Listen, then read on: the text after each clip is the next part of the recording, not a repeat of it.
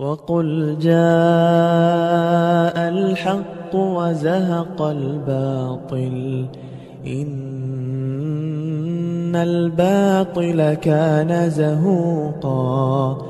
وننزل من القرآن ما هو شفاء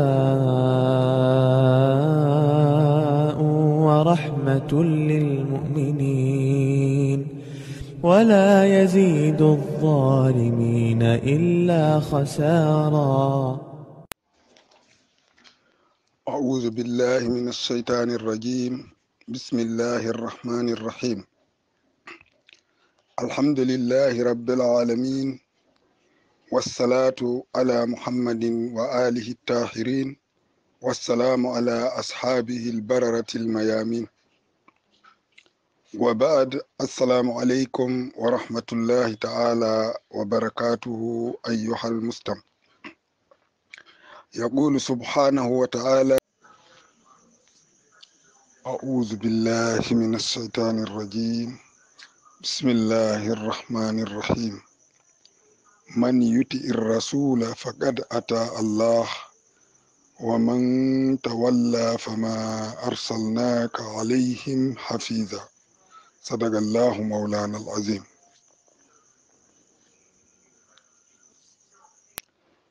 musidɓe julɓe tedduɓe,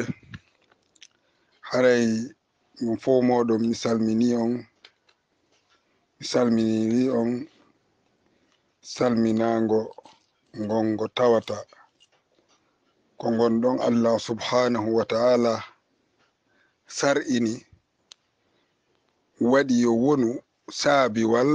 fi huwodiral hakkunde julɓe ɓen. kala julɗo tawɗo julɗo koyo taw himo fiɓi kisiye ka ɓernde makko wonande on julɗo siɗɗo makko mo o tawi o feññinana mo ɗon, o feññinira ko woni ka ɓernde makko kon, o yaltina ɗum ka ɗengal ko ɗum woni ma'ana assalamu aleykum, ko humpitugol on julɗo mo o tawi. haray dey min sengo an gonga ko kisiye tun woniri sengo an ko hewtata e ma on ɗon. kadi si o werlanama ngol konngol ɗon, Allah subhanahu wa ta'ala waɗi jaabitagol makko ngol kan ko farilla, kanko haray woni wajib e makko. kanko kadi yo humpitu on julɗo siɗɗojo makko, hewtinirɗo mo wondema ko kisiye o addanimo, kanko kadi o jaabito yeruwa ko on ɗon addi kon ma o ɓurtina, o wiya wa aleykumussalam wa rahmatullahi ta'ala wa barakatuhu, ma o waɗa no o yawiri non, wa aleykumussalam. haray on fo moɗon mi salminiri on gon salminago ɗon. en daɗɗiriɗo yewtere meɗen nden daalol Allah subhanahu wa ta'ala e nder suratu nisa aya 80. Allah subhanahu wa ta'ala no humpiti en ɗo wondema kala ɗoftiɗo nulaɗo on haray o ɗoftike Allah. ɗe ngeli e ayaje go o innayi en ɗofte Allah ɗoftoɗon nulaɗo. ɗo ino tawa e ko humpiti en ɗo, kala ɗoftiɗo nulaɗo on haray o ɗoftike Allah subhanahu wa ta'ala. ɗum ɗon ko honɗum holli en? ɗum ɗon hino holli en maako nulaɗo sallallahu alayhi wa alihi wa sallam e kuuɗe maɓɓe e qirrande maɓɓe. si ɓe yi'i goɗɗo no huwa kuugal e tawde maɓɓe ɓe haɗali on tigi, haray ɗum ko yaadu ɗum e ko Allah subhanahu wa ta'ala yiɗi yarli, ko sertata maako maɓɓe e kuuɗe maɓɓe sertata e faale Allah subhanahu wa ta'ala. o holli en noon kala non ɗoftiɗo nulaɗo haray o ɗoftike Allah. wa man tawalla, kala saliɗo o ɗoftaaki nulaaɗo e ko nulaaɗo yamiri. Allah humpiti en ɗon humpiti nulaaɗo arayta nulaaɗo on taɓe maapo taɓe aanu fii ko goɗɗo salaniiɓe. O inni o neliraalima ma arsalnaaka min nuliraalima annulaaɗo alayhim e maɓɓe kamɓe yamiraaɓe yo ɗoftoma. min nuliraalima e maɓɓe fiya wonu aynuɗoɓe tawata yamiroore ko ɓe yamiraaka tasrii kon ko mee ɓe waɗa ko fawaɗa ko yottingol banginana ɓe ɗulle nulaaɗo sallallahu alayhi wa alihi wa sallam ɓe waɗi ɗum ɓe yottini ɓe ɓangini ɓe suuɗaali hay e fus. haray ɓaawo ɗum ɗo ɓaawo daɗɗirgol meɗen yewtere meɗen nden o aya ɗo en toppitoto e jonde meɗen ka haadunoɗen musidɓe julɓe ɗen geli hari hiɗen waɗuno ka fuɗɗode yewtere meɗen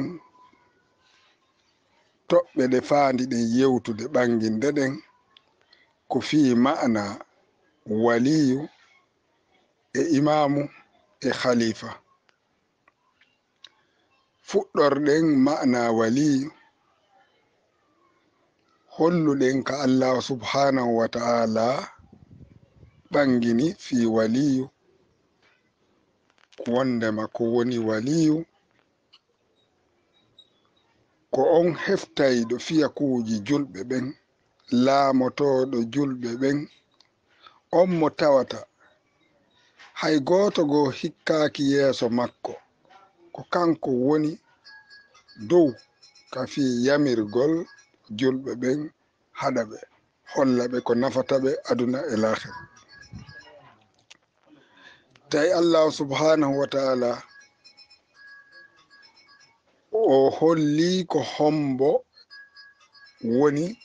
ko heftata fiyakuuji julɓe ɓen o bakindiri ka aya ɗon ko kanko e nulaaɗo on e Sayyidina Ali. ɓaawo en ɓangini ɗum ɗon ɓanginɗen seede on waliyu ɗon ko wonugol yeesojo julɓe ɓen wonɗo hoorejo julɓe ɓen wonɗo lamɗo julɓe ɓen wonɗo tawɗo ko kañum woni dow tawi woodi e woɓɓe waylituɓe nden yamiroore Allah ɗon ɓay Allahu on o ɓangini ɗon ko hombo woni wonata hoorejo julɓe ɓen heftayɗo fiyakuuji julɓe ɓen wonayɗo lanɗo julɓe ɓen si feƴƴi e nulaaɗo tawi Allah joopike o suɓike nulaaɗo ɓangini toɗɗike e maakuuji maɓɓe en ɓanginnoɗin maakuuji e yewtuɗen ko e defte honɗe faalaaɗo ɗaɓɓitoyde yaata ndaara ɗi e nde jonde men feƴƴude. tawɗen woodi e woɓɓe tawɓe wayliti ɗum ɗon lundike nden yamiroore Allah ɗon e ɗin maakuuji nulaaɗo ɗon maanaaɓe dartike lamminande nde Allah subhanahu wa ta'ala lammini Sayyidina Ali nden ɓe dartike lamminande nde nulaaɗo sallallahu alayhi wa alihi wa sallam lammini Sayyidina Ali nden ɓe darti ɗum ɗon kono ɓe ƴetti ngol konngol ngol Allah subhanahu wa ta'ala suɓi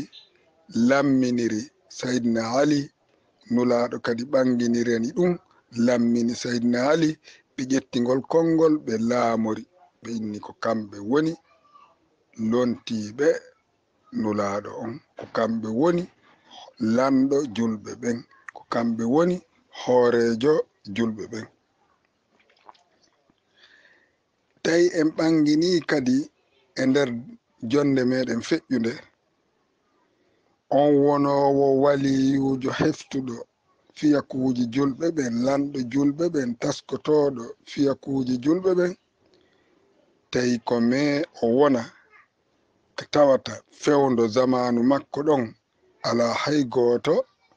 wontirɗo sengo dow makko hara himo ko ɓurɗo e fewndo zamanu makko,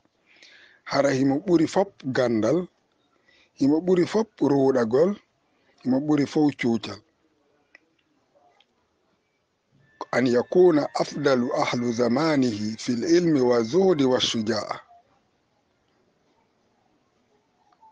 wa illa sayakunu khiyanatu llah wa rasulihi walmuslimin. ɓanginɗen wondema ko ni on tigi siforta, haray himo jogii gandal werlitingal e hoore ɓe o laamiɓen, e hoore julɓe heddiɓen.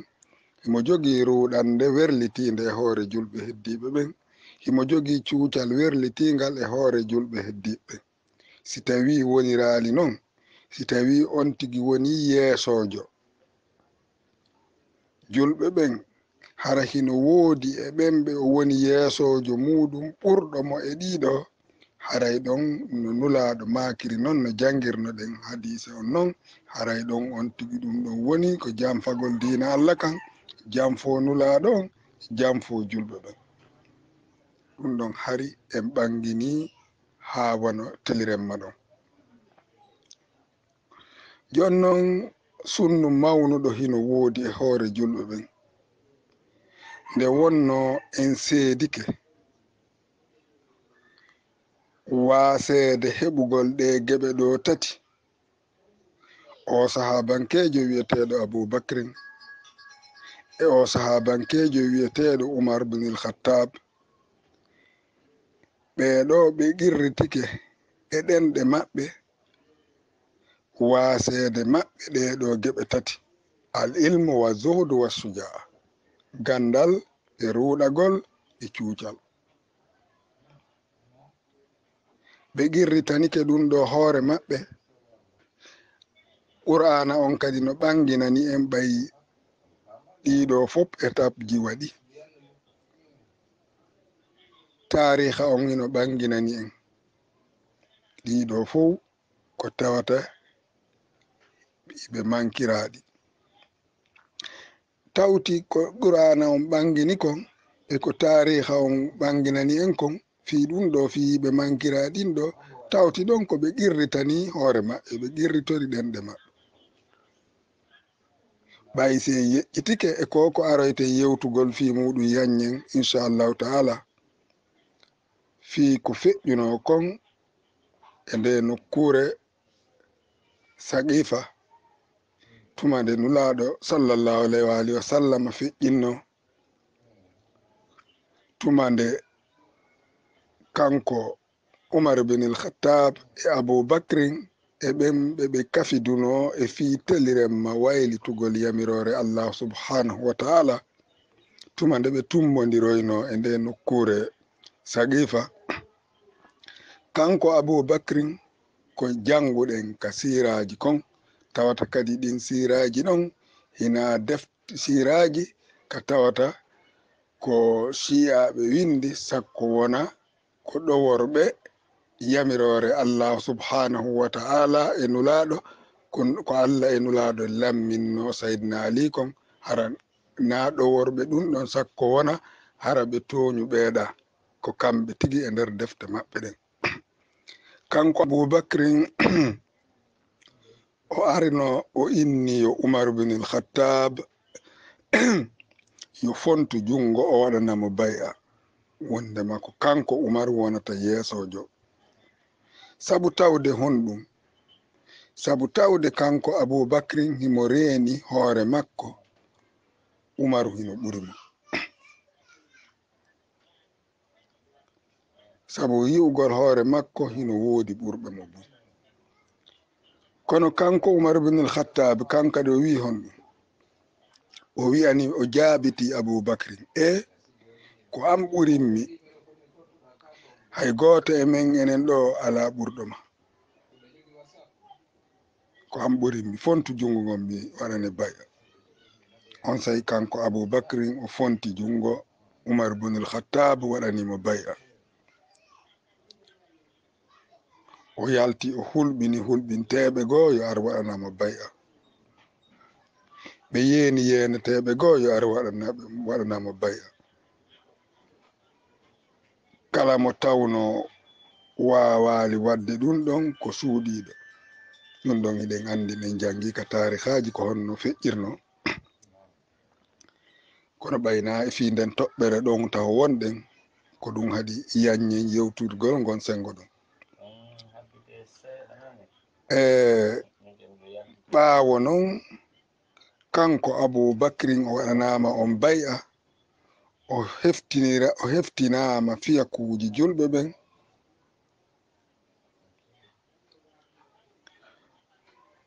o wi'i kanko tigi o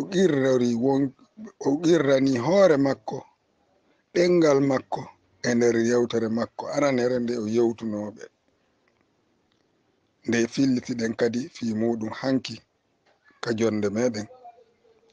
o wi inni qad wullitu alaykum walastu bi hayrikum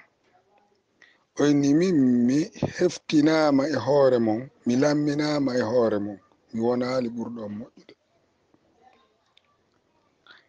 e hille kamɓe tumbodirnoɓe ɗon ɓen ɓe o fewtinigol konngol ɗo ko ɓen ɓe tawata hinaɓe ma'sum hari saydna aliya mo Allah suɓi laɓɓini waɗi mo ma'sum ko kanko woni lontotoɗo annabajo on ko kanko Allah o lontini ko kanko Allah o lammini o fawi yo julɓe ɓe yo jaɓu ɗum tawi on ɗon ɓe pottinimo imo kipi fi furendu laaɗo sallallahu alayhi wa alihi wa sallam koye nder kamɓe ɓe tawata hinaɓe ma'sum koye nder ɓen ɗon kanko Aboubacrin o inni hino e maɓɓe ɓurɓe mo e hoore ɗum ɗon fuu e hoore ko tawi hino e maɓɓe ɓurɓe mo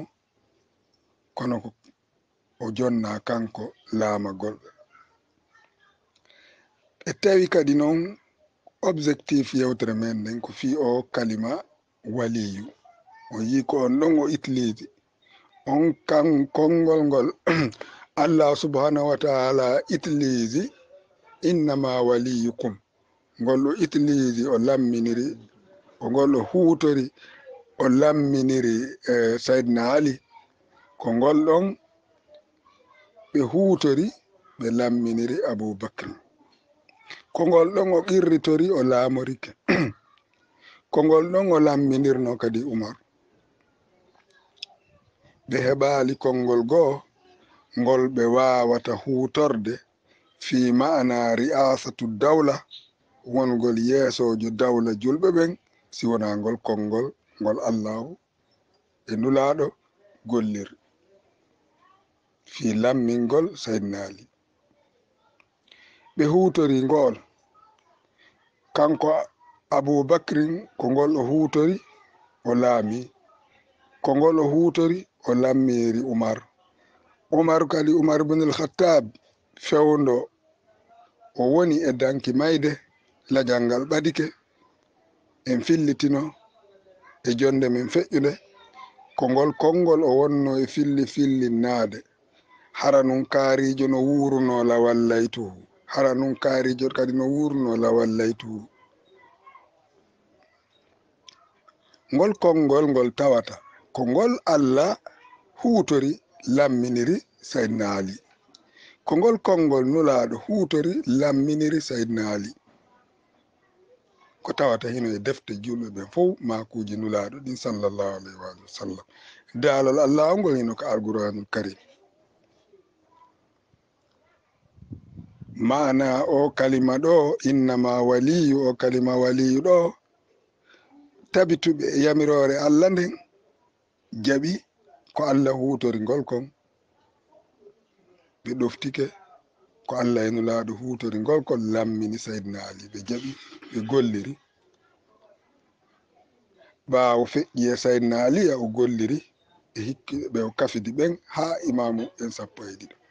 haa fewno hande iwtire ɓe ɓaawo maɓɓe ɓen ina jaɓi ko Allah huutorno ngol kon ko nulaaɗo huutorno ngol kon ɓe lundiɓe yamirore Allah subhanahu wa ta'ala e yamirore nulaɗo kamɓe kadi ko ngol ɓe hutori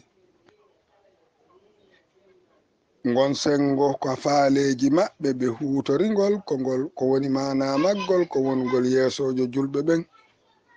heftugol fi julɓe ɓen e teliremma ko Allah e nulaɗo huutoringol e fi saydna aliya ɗon ɓe addaningol firo goo lundiɗo faale ɓe addaningol firo goo fi wata wonu ko lundi e faale maɓɓe mana e faale maɓɓe on ɓe firiringol noone no faale maɓɓe on yaari non e stengo saydna ali ɓe firiringol e noone goo ka tawata jaggitantaɓe faale maɓɓe on ɗum ɗo hino laaɓi poy e defte ɗen musidɓe julɓe tedduɓe jaɓowo jaɓa salotoɗo salo kono ɗum ɗo hino laaɓi pos harayno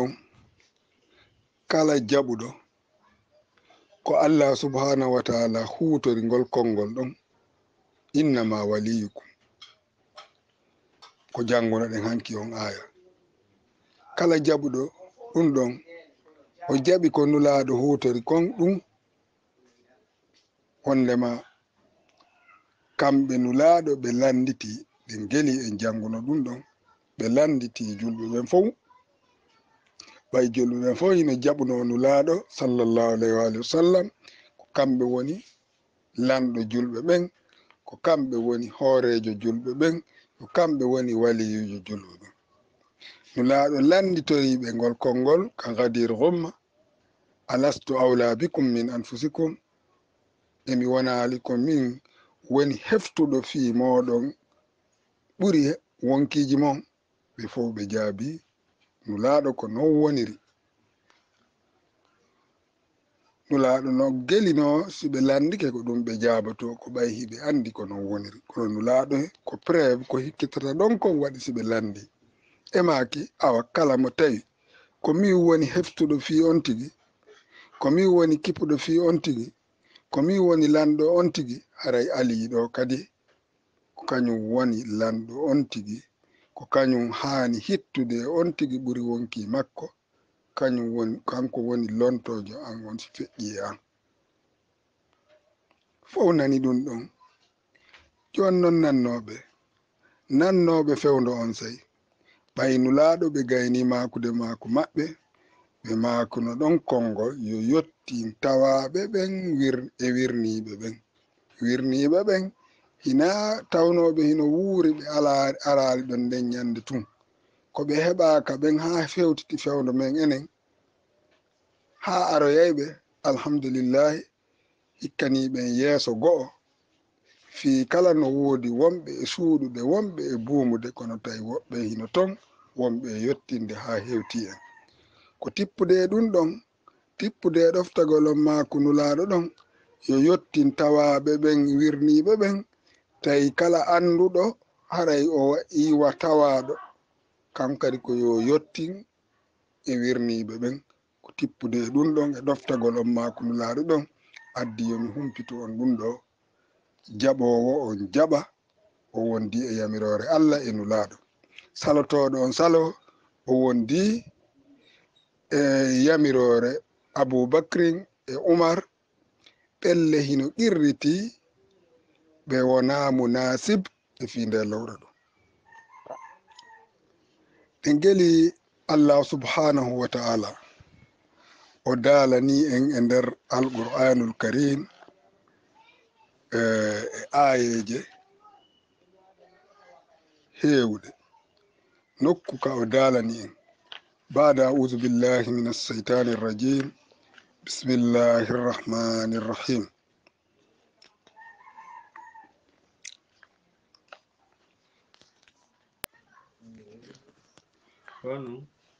يا أيها الذين آمنوا أطيعوا الله وأطيعوا الرسول وأولي الأمر منكم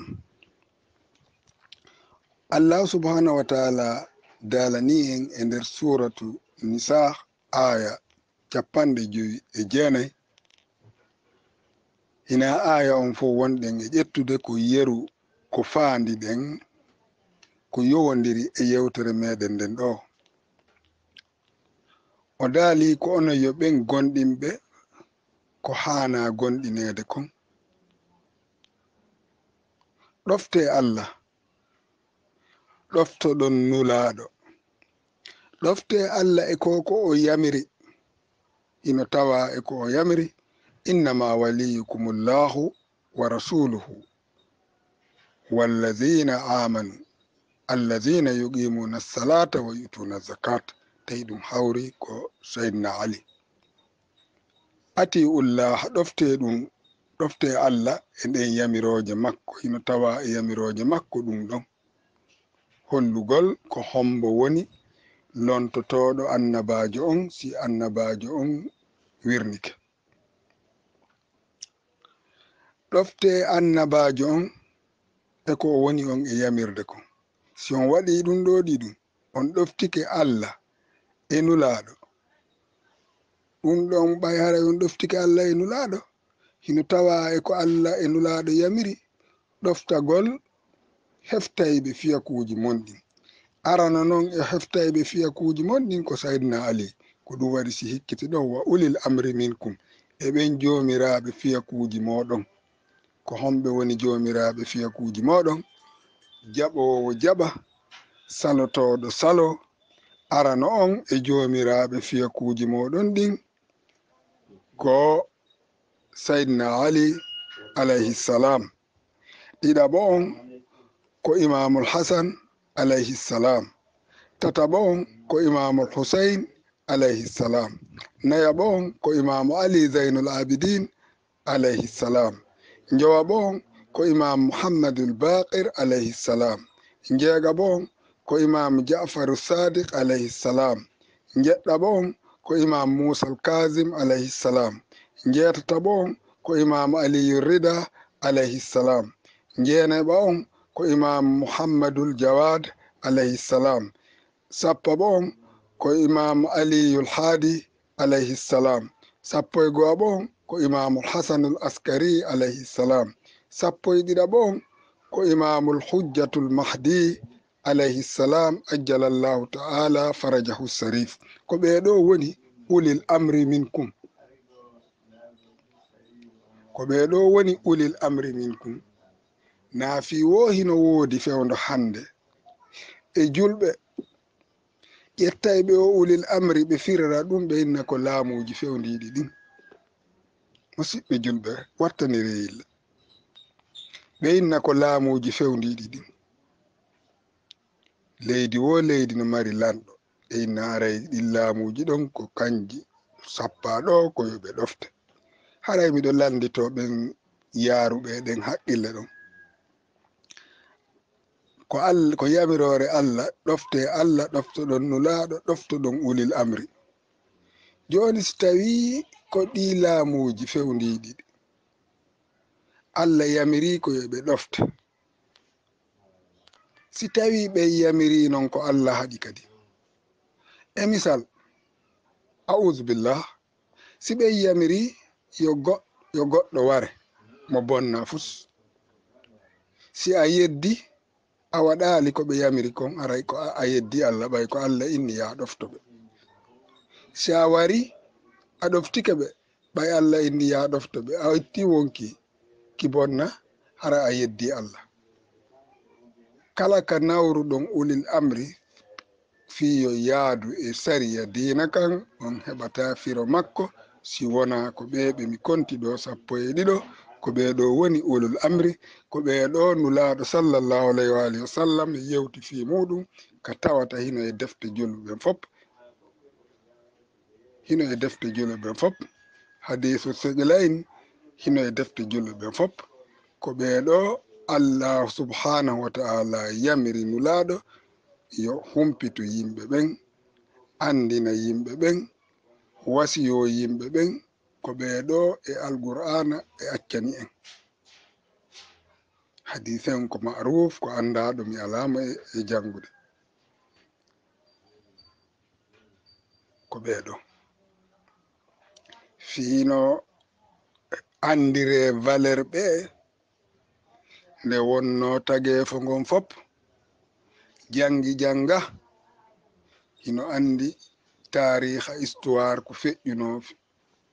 feƴƴuno e aduna on. Jangi janga hino andi arno e sa'i e zamanu ka ndiyam iwri ley iwri dow yooli yimɓe ɓen tawi alaka wone ko wawuno daɗude wo e ko wuuri kon ko tumbinoɓe e laana ka on annabajo fewndinoɗo ɗon ɗum ko annabi nuhu laana ka o moƴƴinno kan ko daɗuno wo e nder wuuru ngel e nder mummunte hunkum somi inni mummunte hara fop natoriɗon hay neɗɗanke on ko daɗuno wo e memminoto koykoy e jinday koykoy e hollay koye faale koy ko daɗuno wo ko arno kum ƴewi ka nder laana ko heddi kon fo yooli halki ɓay ɗum ɗon koko anda jangi jangano andi ɗum ɗon feƴƴino fiita jama on welsindo fi ɓe a immaɓe ɓe mi kontiɗo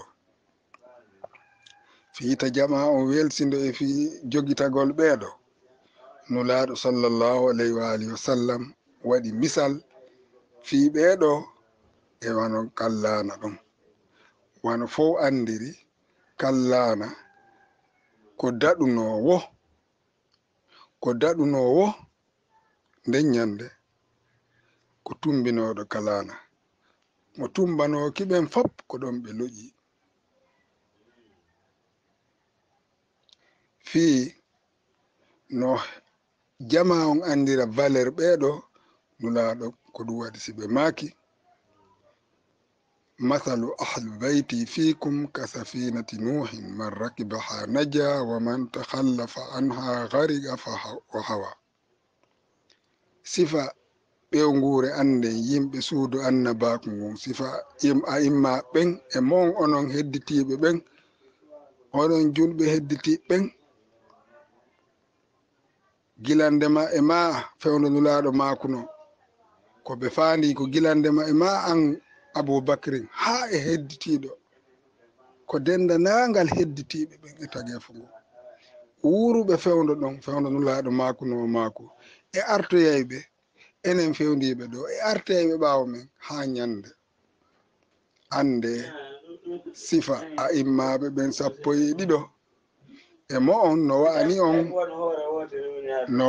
wa'ani on wano laana kanka annabi nuhu haray kala jaɓuɗo ko ɓeeɗo woni yeesoɓe diina kan kala ɗoftiɗo ko Allah lammini ɓeeɗo kon kala ɗoftiɗo ko Allah hikkini ɓeeɗo yeeso kala ɗoftiɗo ko nulaaɗo ɓangini fi ɓeeɗo kon o iwtiri ɓaawo ɓeeɗo ɓanginanimo ko honno Allah rewirte ɓeeɗo ɓanginanimo ko honno Allah wotinɗinirte ɓeeɗo ɓanginanimo domenji ɗin fof ko honno o jikkinorta e diina makko haray on tigi wa'i wa tumbinoɗo kalana annabi mo kala mo jaɓali ɗum ɗon haray o wa'i wa on salinoɗo tumbade kalana annabi nuhu o loƴi o halki en andi hino tawa e loƴinoɓe ɗon halki ɓiɗɗo makko kanko annabi nuhu musidɓe julɓe tedduɓe haray mo beeyo wattu hila ko onon yo julɓe jogitiɓe yamirore Allah e nulaɗo haray weltore bungire mantore sabu tawde on jogitike yamirore Allah on hikkini yeeso moɗon yo woni yeesoɓe moɗon ɓemɓe Allah subhanahu wa taala suɓani on yo hikkano on yeeso yo hikko yeeso moɗon on hikkini yeeso moɗon ɓemɓe nulaɗo sallallahu alayhi wa alihi wa sallam ɓanginani on yo woni yeeso moɗon ka tawata on hersira qur'ana hino tabintinani on defte julɓe ɓen fop defte jogitiɓe e defte nodditorɓe inde defte ɗen ɓe sali ko woni e majje kon defte julɓe ɓen fof hino tabintini ɗum ɗo haray mantore ɗum ɗo weltore ɗum ɗo ɓangine fi ɗum ɗo haray ko ɗum ɗo woni komi laaɓani reedu komi weltiniri onon julɓe tawɓe hino jogiti ɗum ɗo. أيها المسلمون المخالفون بأمر الله ورسوله المتمسكون بأمر أبي بكر وعمر تدبروا وتوبوا إلى الله توبة نصوحا. kono yo julɓe lundiɓe yamirore Allah e nulaɗo jogitiɓe yamirore Aboubacry e Umar taske tuube rutta ɗon ka Allah tuubu biye laaɓuɗo ande ɓen ɓe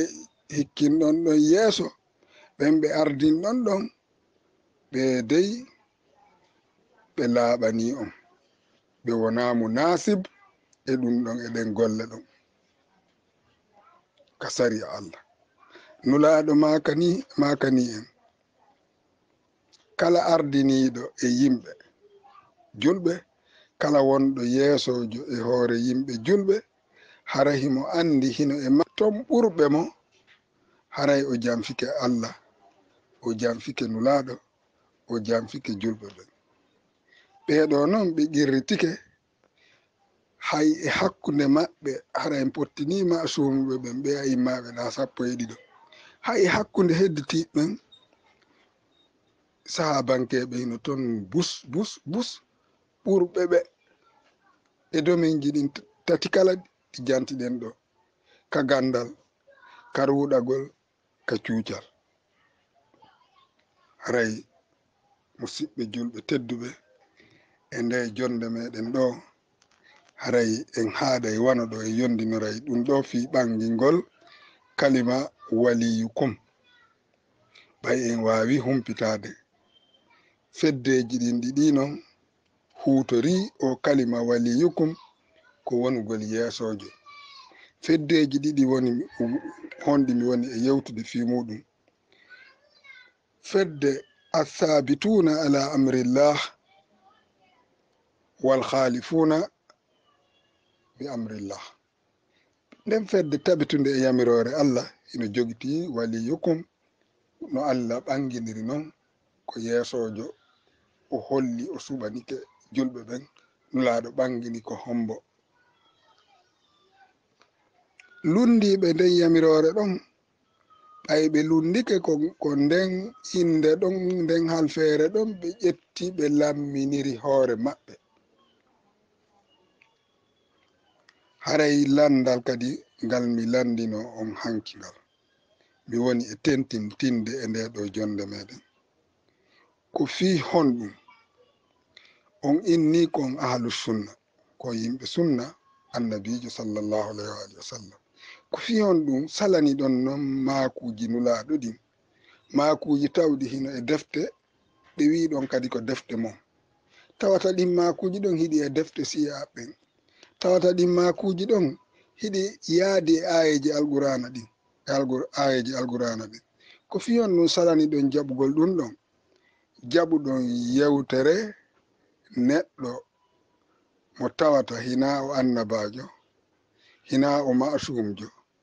tawata yewtere ko o yewti kon ino lundi daalol Allah e mako nulaɗo jaɓuɗon ɗum ɗon sali ɗon ko Allah e nulaɗo yamiri kon wiɗon kadi kon ahlu sunna haray ko ɗum woni landal ngal haray miɗo faala ko haɗi mi tugga inde goɗɗo ko ɓayi goto taw weeɓitaki e jaabitagol tuma goɗɗo weeɓiti e jaabitagol lande ɗen wo mi tuggoya on ɗon yewtere e firtayɗe yeeso aggo e hoore hedditiɓe ɓay si en gaynoyi ɓanginde ɗo fi ma'ana imam on e khalifa on ɓay en gayni hande fi ɓangingol wali on so en gaynoyi ɗiɗa ɗiɗi e nder ko wiɗi ɗen kadi e nder defte ahlu sunna yewtude fi lontagol Aboubacry en yii ton toɓɓe 8 ko ɓe ɓangini ko kanko haani lontade ɗen toɓɓe 8 ɗon eɗen daariɗe en tawi hiɗe liɓidiri ɗe wawata yaadude haray ɗen ɗon toɓɓe kadi inchallahu ta'ala mi weeɓitoyeyɗe mi lando on ko honɗe ɗen ɗon toɓɓe 8 woni gonga ɓayɗe fo ɗe wawata wondude gonga si on suɓoyke ko nde ɗo woni gongare nden on sa en yewta e hoore nden ɗon. Assalamu ala man ittaba al-huda. وقل جاء الحق وزهق الباطل إن الباطل كان زهوقا وننزل من القرآن ما هو شفاء ورحمة للمؤمنين ولا يزيد الظالمين إلا خسارا.